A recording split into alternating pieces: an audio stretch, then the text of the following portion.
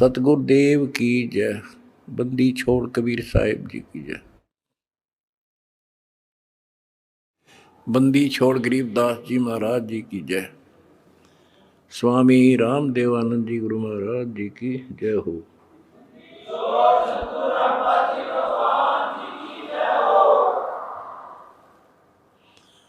सत साहिब परमेश्वर कबीर जी की प्यारी संगत को, विश्व की सारी संगत को दास का आशीर्वाद है। परमात्मा आपको मोक्ष दे, सुखी रखे, काल कष्ट से आपकी रक्षा करे। बच्चों, आपको सत्संग से, तत्व ज्ञान से रंग दिया है, आपको परिपूर्ण कर दिया है। आज मानव एजुकेटेड है, शिक्षित है, आसानी से समझ जाता है अच्छे और बुरे को। परमात्मा की विशेष रजा है। ये साइंस परमात्मा ने मानव को दी, जिसके कारण आज ये सोशल मीडिया परमात्मा कबीर जी की देन है और प्रचार का एक नंबर का साधन यही है। हमारा भगवान पूरा, हमारा ज्ञान पूरा और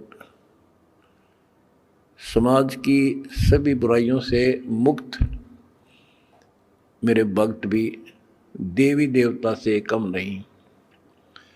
आज के दिन यदि पृथ्वी पर देवी और देवता हो तो आप कबीर जी के बच्चे हो। ये अब समाज को भी समझ में आ चुका है कि यदि बसना चाहते हो, सुखी होना चाहते हो, तो ऐसे बनना पड़ेगा जैसे संत रामपाल जी के बेटा बेटी हैं। बच्चों, पहली बात तो ये है कि भक्ति मार्ग जो है ये खंडे की धार पर चलना है, यानी तलवार की धार पे। कब तक? जब तक हमारा ज्ञान और समाधान पूर्ण समझ में नहीं आता।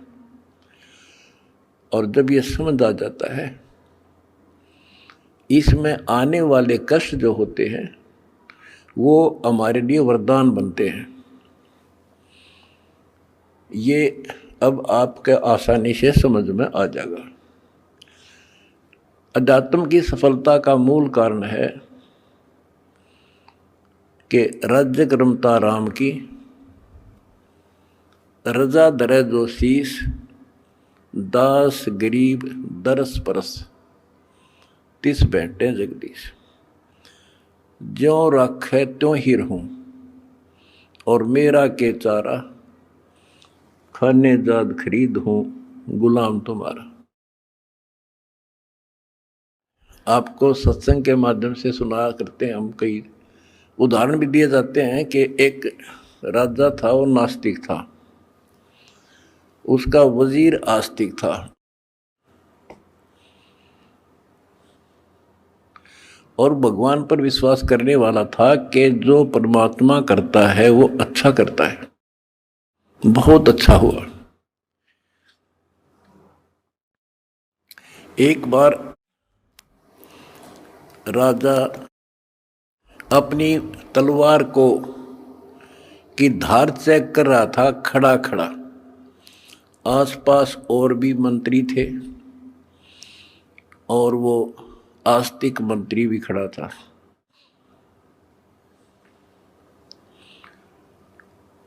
क्या होता है, बात करते करते राजा की उंगली कट गई, तलवार की धार के लाग के। दूसरे मंत्री कहने लगे, हे भगवान बड़ा बुरा हुआ, हे भगवान बहुत बुरा हुआ। वो जो भगवान पर विश्वास करने वाला मंत्री कहता है कि बहुत अच्छा हुआ, वो दूसरे मंत्री, जो वो मंत्री था भगवान के डरने वाला विश्वासी, वो बहुत ही समर्पित था, राजा उसके ऊपर बहुत विश्वास करता था। लेकिन दूसरे जो मंत्री थे वो उसकी निंदा करते रहते थे, जी आदमी ठीक नहीं सर, ये आपको मरवाएगा कभी। वो चाहते थे किसी तरह इसकी महिमा कम हो, तुम्हारे नंबर बने। जब उसने कहा कि उंगली कटगी राजा तो बहुत अच्छा हुआ, जो हुआ अच्छा हुआ, बहुत अच्छा हुआ, तो इस बात से राजा बोला भाई मेरी तांगड़ी कट गई और तू क्या अच्छा हुआ, नालायक आदमी। तो दूसरे मंत्रियों का दाव लग गया, जी हम भी तक आपने कहा नहीं करते, ये तो आपका दुश्मन है, आपके बुरे मराजी से, इसको जेल में ठोक दो। वो जेल में डाल दिया मंत्री, भगवान को चाहने वाला, भगवान पर विश्वासी। राजा की वह उंगली पट्टी पुट्टी बंधाई, वो कट तो गई कति, लेकिन ठीक होगी, दर्द नहीं रहा। अब 3 उंगली रहेगी राजा का। अब राजाओं को तो यही होता बकवाद बाणी, जब ठीक हो गया बोला फिर चलो शिकार करने चलते हैं जंगल में। वो जो मंत्री था, जो चापलूस था, उसके स्थान पर महामंत्री बना दिया राजा और वो मंत्री, क्योंकि वो तो उसका चमचा था खास। राजा के 7 घोड़े गेल गेल भाग गया था, जिधर भी राजा जावे। वो दोनों मार्ग पे चढ़ गए, मार्ग भूल गए तो जंगल में गहरा चले गए। वहां कोई जंगली लोगों का बलि पर्व था, अपनी देवी को बलि चढ़ाना था, नर बलि, यानी आदमी को काट के उसको समर्पित करना था ताकि देवी खुश हो। वो जंगली लोगों ने दोनों घेर लिए, पकड़ लिए,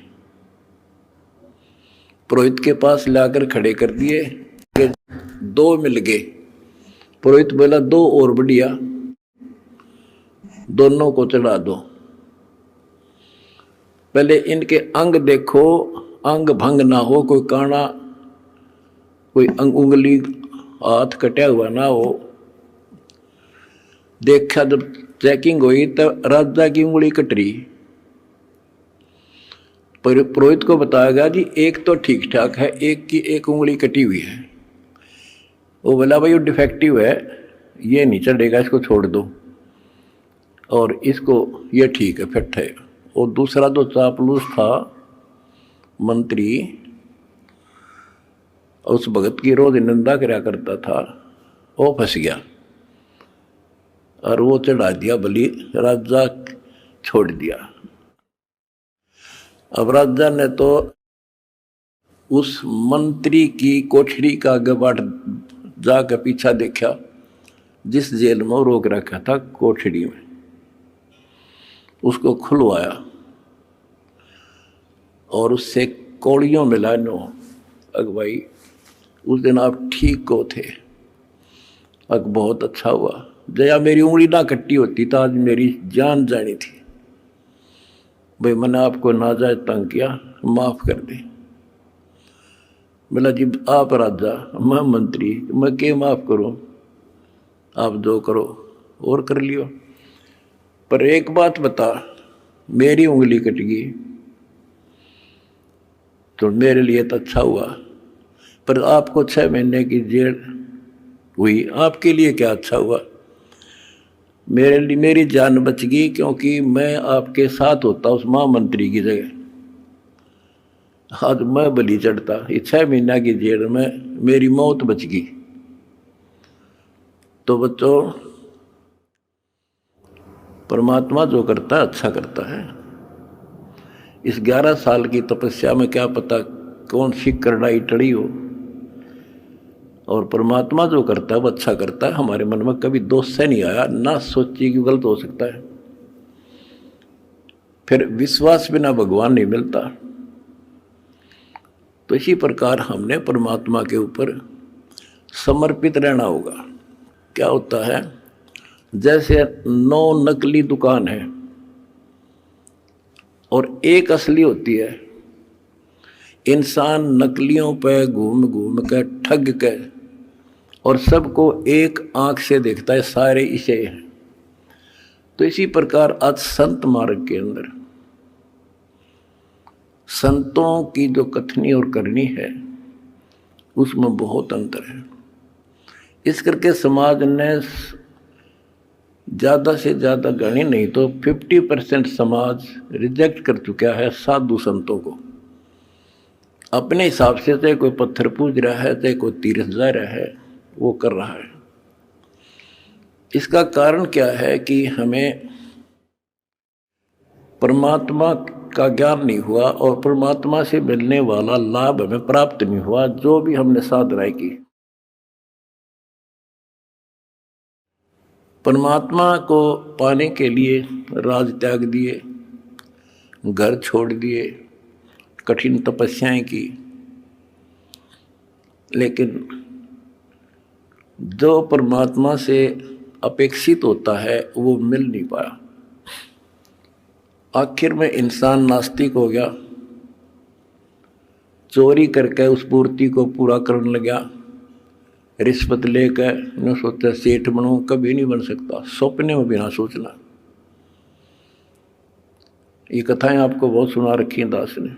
और जब से दास इस मार्ग पर निकला, मेरे घर में क्या है कि कमी नहीं थी। यूँ है मेरा, यहीं हमारे खेत थे, यूँ है मेरा गांव है, सारा गांव गवाह है। हम सेठ नहीं थे तो घर में बढ़िया इज्जत से रोटी मेरे माता पिता भी खा रहे थे और दास को भी नौकरी बहुत अच्छी मिल गई थी। लेकिन जब पता चला कि ये ज्ञान की पूरे विश्व को जरूरत है,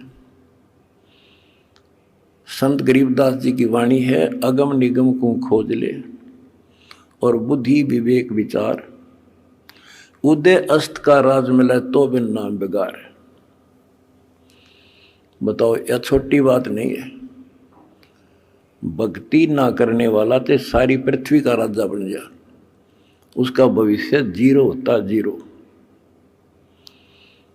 आज कोई भी आज किसी भी पद को प्राप्त है, कोई राजा बना है, मंत्री है, मुख्यमंत्री है, कोई अच्छी पोस्ट है, सेठ है, वो पिछले संस्कार से है। पिछले किसी जन्म में उन्हें अच्छे तप धर्म दान किए हुए हैं और अब वो टीटी भाग रहा है, लाट साहब बन रहा है, क्योंकि इस टाइम पर टूक मिल रहा है, समय पर सारी सुविधा प्राप्त है और वो ये सोचता है बस इतना ही काम है। ये अध्यात्म ज्ञान का टोटा है। उस अध्यात्म ज्ञान के टोटे को पूरा किया मैंने सभी ग्रंथों से, सभी महापुरुषों की वाणियों से एक कर दिया। अब देखो, हम देखते हैं भी एक इंसान सेठ है, एक IAS IPS MLA MP प्रधानमंत्री मुख्यमंत्री बने हैं और वो कति राम नाम न जानते नहीं, सारे दिन दारू पीना या मजाक करना और बकवाद करना, या अपनी अच्छे नेक व्यक्ति हैं तो अपना करके खाना रहना। और हम सोचते हैं कि ये भक्ति जो कर रहे हैं, वो ये सोचते हैं कि हम भक्ति कर रहे हैं और फिर भी कोई ना कोई कष्ट थोड़ा बहुत आ ही जाता है। और मेरे साथ वाला सारा दिन कोई राम नाम न जानता, नहीं कह ताश खेल है, कह दारू पीवे, ना अपनी धंधा करता है और बड़ा अफसर है, इसको कोई दिक्कत नहीं होती।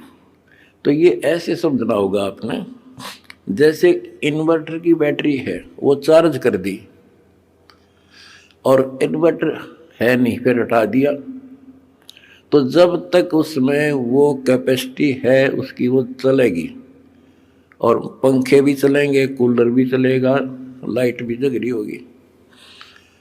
और जिस समय वो बैटरी डिस्चार्ज हो जाएगी, सभी समाप्त हो जाएंगी, सब सुविधाएं खत्म। उसके बाद फिर क्या होगा, उसके ऊपर कैर टूटेगा और उस समय देर बहुत हो चुकी होगी। आज कोई राजा है, महाराजा है, और फिर मृत्यु के बाद कुत्ता बनेगा, गधा। ये संतों की वाणी है, कोई डूम बाट के गीत नहीं है, दातम ज्ञान है। फिर पीछे तू पसवा कीजे, गद्दा बैल बनाई, ये 56 भोग कहाँ मनगोरे, कि तक कुरली चलने जाए। एक थोड़ा सा दिमाग तक काम ले ले इंसान तो कर्जा पाट जा।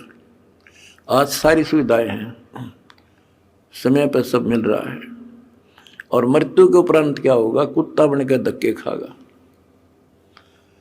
तो ये डर बनेगा गात में, जब बात बनी मेरा बना डर, ये ज्ञान होया। तो फिर बताया कि कोट जन्म तन भ्रमत हो गया, कुछ नहीं हाथ लगा रे, और कुकर कुत्ता, सुक्कर सुअर, खर गधा, और कौवा हंस बुगारे। तो ये छाती में लागन लागी ये बातें, भाई तो बहुत जुल्म हुआ। आते एक छोटी सी पोस्ट है जेई की, इस समय मैं अफलातून मान रहा हूँ अपने आप को। और दातम ज्ञान बताता है कि राजा भी रहे, देवता भी रहे, और मोक्ष नहीं हुआ। मोक्ष कैसे होगा, गीता अध्याय 4 श्लोक 34 में कहा कि अर्जुन, तो तत्व ज्ञान को जो भगवान स्वयं अपने मुख से बोलता है, गीता अध्याय 4 श्लोक 32 में बताया, तत्वदर्शी संतों से पूछ, और वो तत्वदर्शी संत तुझे वो ज्ञान कराएंगे, उनको दंडवत प्रणाम कर। यानी इतना कीमती है ये ज्ञान, उसी को बताया जाएगा जो कति समर्पित होगा। फिर लास्ट में बता दिया है कि गीता बोलने वाला कहता है कि अर्जुन 18वें अध्याय के 62वें श्लोक में, तू सर्वभाव से उस परमेश्वर की शरण में जा, उसकी कृपा से ही तू परम शांति को और सनातन परम धाम को प्राप्त होगा। एक तो इसी ये बात क्लियर हो जाती है कि गीता ज्ञानदाता से कोई और है परम शक्ति, जिसकी भक्ति से परम शांति होगी और सनातन परम धाम सतलोक प्राप्त होगा, सत्य स्थान। गीता अध्याय 15 श्लोक 4 में कहा है कि तत्व ज्ञान की प्राप्ति के पश्चात परमेश्वर के उस परम पद की खोज करनी चाहिए, जहां जाने के बाद साधक फिर लौटकर संसार में नहीं आते। तो उसके लिए हमने ये पाना है, उस परम पद को पाना है। कौन से परम पद को, जहां जाने के बाद फिर लौटकर नहीं आते, जहां परम शांति है, वो सनातन परम धाम है।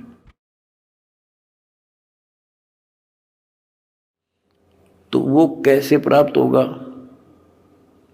वो तो तत्वदर्शी संत बताओगा। वो गीता के अंदर वो ज्ञान पूरा नहीं है।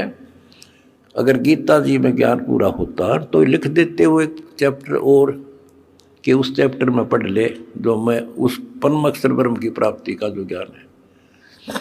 तो इसलिए वो तत्वदर्शी संत आज ये दास है। और मेरा निवेदन है सारी पृथ्वी के मानव से, दास ने एक पुस्तक लिखी है, 2-3 पुस्तकें हमारी मेन, एक तो ज्ञान गंगा है। इस ज्ञान गंगा को जो पढ़ लेगा जी ला के, उसकी 101 पीढ़ी पार हो जाएगी, 101 पीढ़ी।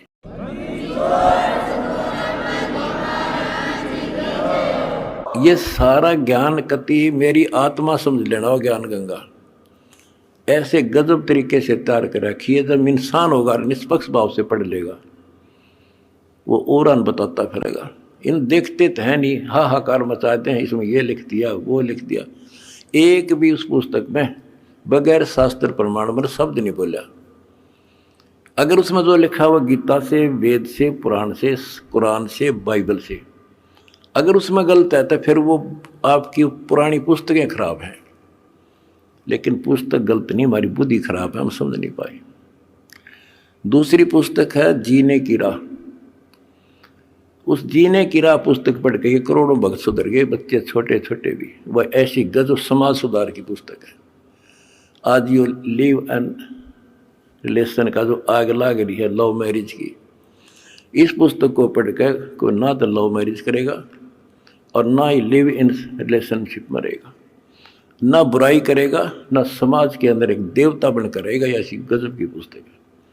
और हम फ्री में देते हैं, कोई लालच नहीं। कोई मैंने सोचे भाई रामपाल अपने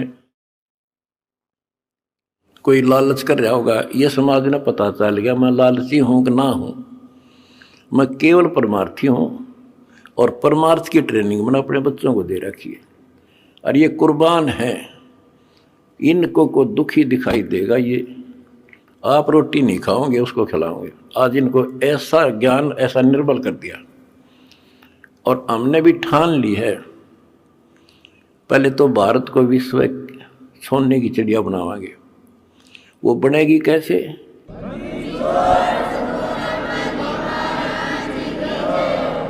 जीने के लिए अन्न की आवश्यकता है। अन्नदाता किसान है और किसान की कांच काट रखी। अब हम सबसे पहले मजदूर और किसान का डट कर साथ देंगे। कोई आपत्ति आवेगी या किसी को वैसे को किसी कारण से और समस्या आती है, या मजदूर को, ये दो ही हैं जो आज दुखी हैं। और तीसरी बात होगी, अगर ये नाम से जुड़ जाएंगे तो हमारा काम हल्का हो जाए। भगवान सीधा कनेक्शन देगा, इनमें सीधा लाभ देगा।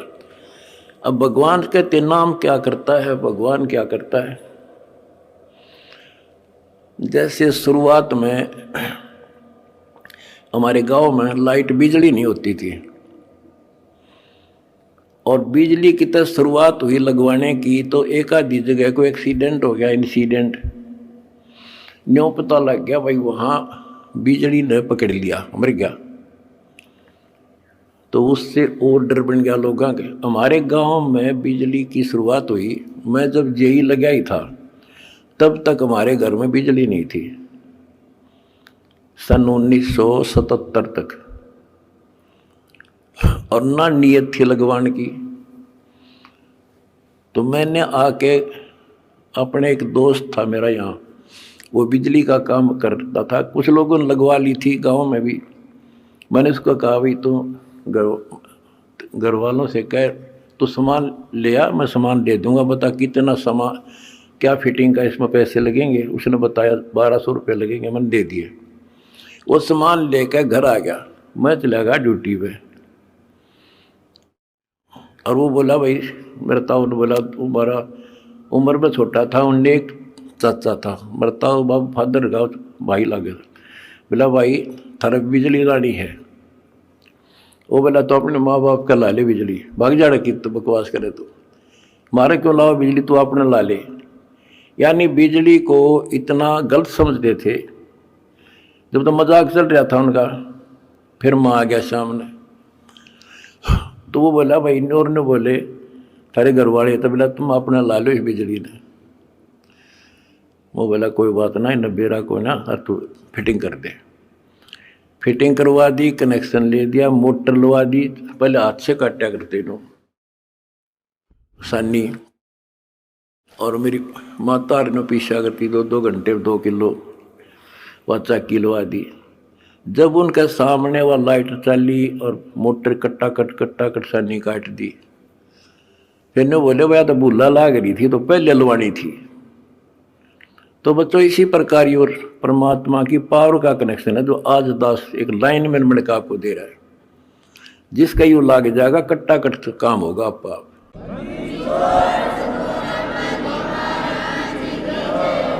ये करोड़ों भक्तों ने कनेक्शन ले रखे हैं, सारे के ठाठ कर रखे हैं, सबके चेहरा पर रौनक, कोई टेंशन नहीं आ सकती। पर भगवान की भक्ति खा कर जैसी समस्या आती रही और धन का टोटा हो गया। तुमने इतना दान कर दिया कि आज देख कितने लाखों दुखियों का दुख दूर हो रहा है तुम्हारे दान से। और वो जब भगवान का जुड़ गया तो सीधा कनेक्शन उनसे भी हो जाए। भगवान को रिश्तेदार थोड़ा किसी का हो, तो सबको देगा, सबके साथ एक जैसा व्यवहार है। बिजली ने कोई लगवा लो अपने पावर को, फुल काम करेगी, पर उसकी मेंटेन, उसको सारी उसकी जो है मर्यादाओं का पालन करना होता है। गलती कर दी तो वह नष्ट भी कर देती है। तो सावधानी बरतें, मर्यादा का पालन करें, और देखो फिर किसी ठाठ हो जाएंगे। और मोक्ष मिलेगा।